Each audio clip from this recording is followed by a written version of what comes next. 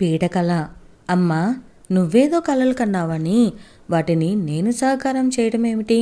Nonsense అంటూ కోపంగా తల్లివైపు చూసి ఒక ఊపుతో పుస్తకాలు తీసుకొని కాలేజీకి బయలుదేరింది రమ్య.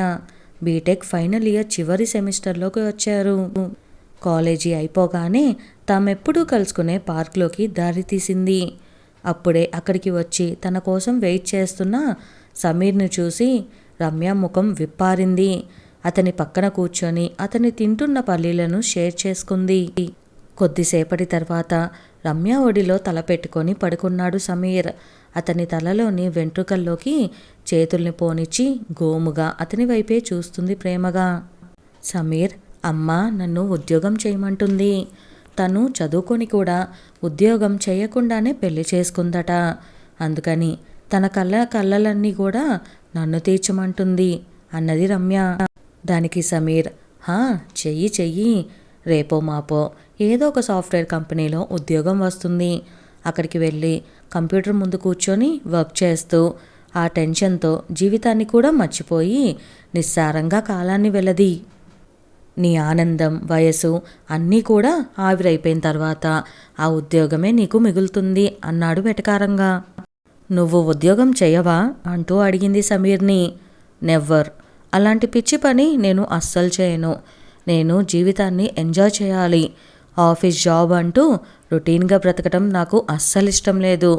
నిన్ను ప్రేమించాను కాబట్టి నిన్ను కూడా లైఫ్లో ఎంజాయ్ చేయిద్దాం అనుకుంటూ ఉంటే ఏమిటి పిచ్చి ప్రశ్న అన్నాడు.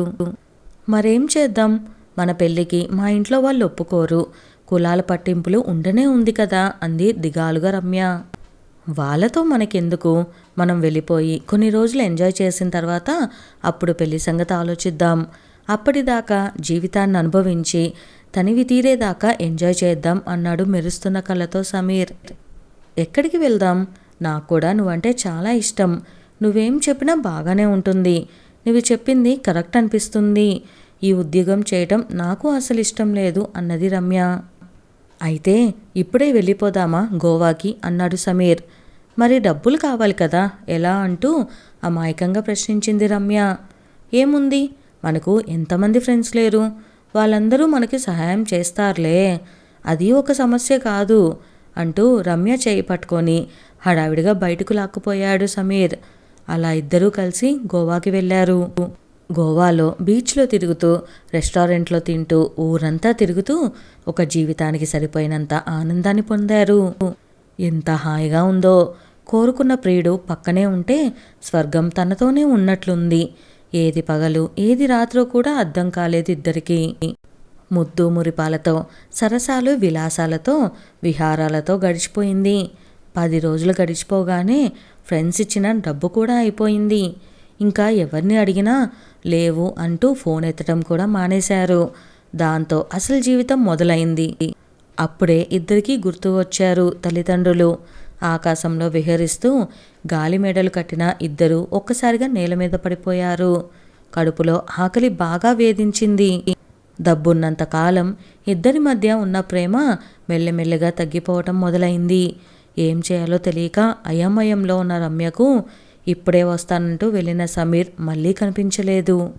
ఆ రోజంతా ఎదురు చూసిన రమ్యకు హోటల్ బిల్లు కట్టమని బాయ్ చేత కబురు పంపించాడు ఓనర్.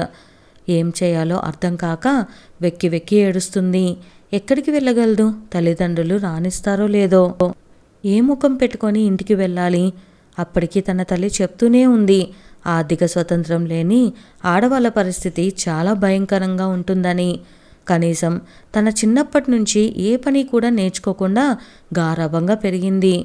ఆలోచన లేకుండా సమీర్తో వచ్చేసి ఎంత పొరపాటు చేసిందో అర్థమయ్యేసరికి సమయం మించిపోయింది. మెడలో ఉన్న గొలుసు రెస్టారెంట్ ఓనర్కి ఇచ్చేసి రోడ్డున పడింది. మెల్లగా ఎలాగోలా తన ఊరికి చేరుకుంది. దూరంగా తన ఇల్లు కనిపిస్తుంది. ఇంటికి వెళ్ళాలంటే ధైర్యం చాలక వీధి చివరన ఉన్న కుప్పతొట్టె పక్కన చున్నీ ముసుగు వేసుకొని నుంచుంది. ఎంగిలి ఆకుల కోసం వచ్చిన కుక్కలు రమ్యాను చూసి గట్టిగా మొరిగాయి. వాటికి కూడా లోకువైన తన బతుకును చూసి గట్టిగా ఏడుస్తూ ఉన్నది. అమ్మ చెప్పినట్లు బుద్ధిగా ఉద్యోగం చేసుకొని ఉంటే జీవితంలో స్థిరపడిన తర్వాత మంచి కుర్రాన్ని చూసి వాళ్ళే పెళ్లి చేసేవాళ్ళు. ఆనందంగా సాగిపోయే జీవితాన్ని కోరి కోరి కష్టాల్లోకి నెట్టుకుంది. ఇప్పుడేచి ఏమి లాభం? అమ్మకు గట్టిగా చెప్పాలి, అమ్మా నీ కలలను సాకారం చేయటానికి నేనున్నాను అంటూ. రమ్య, రమ్య, తెల్లవారు బారెడు పొద్దెక్కింది. ఇంకా కలలు కంటూ పడుకుంటావా? లేస్తావా? కలలేమిటి? సాకారమేమిటి? ఏమిటా కలవరింతలు అంటూ గట్టిగా కేకలు వేసి లేపుతున్న తల్లిని చూసి దిగ్గున లేచి కూర్చుంది రమ్య. ఎంత పిడకలు వచ్చింది! ఒళ్ళంతా చెమటలతో నిండిపోయింది. అమ్మో, ఇది కల కాబట్టి సరిపోయింది. ఆ సమీర్ గాడి మాటలు నమ్మి నిజంగానే గోవాకి వెళ్తే నా పరిస్థితి వీధి చివర కుప్పతోటి పక్కన కుక్క కూడా అలసేనన్నమాట. ఇంకెప్పుడు వాడితో మాట్లాడకూడదు అనుకుంటూ వాష్రూంలోకి పరుగు తీసింది రమ్య. వయసు ప్రభావంతో ఉరకలేస్తున్న కోరికలతో సతమతమయ్యే పిల్లలకు తల్లిదండ్రుల మాటలు చేదుగానే ఉంటాయి. తీయటి మాటలు నమ్మి మోసపోయే కంటే చేదు వెనక ఉన్న ప్రేమను తెలుసుకొని జీవితాన్ని మలుచుకునే కుర్రకారు జీవితం ఆనందంగా గడుపుతారు. ఈ చిన్ని కథలో చాలా పెద్ద జీవితమే దాగుంది. తెలుసుకొని అర్థం చేసుకునే వారి జీవితం చాలా అందంగా ఉంటుంది. వీడియో నచ్చితే లైక్ చేయడం అస్సలు మర్చిపోకండి. అలానే మన ఛానల్ని కొత్తగా చూస్తుంటే కనుక సబ్స్క్రైబ్ చేసి బెల్ ఐకాన్ని క్లిక్ చేసేయండి. Thank you.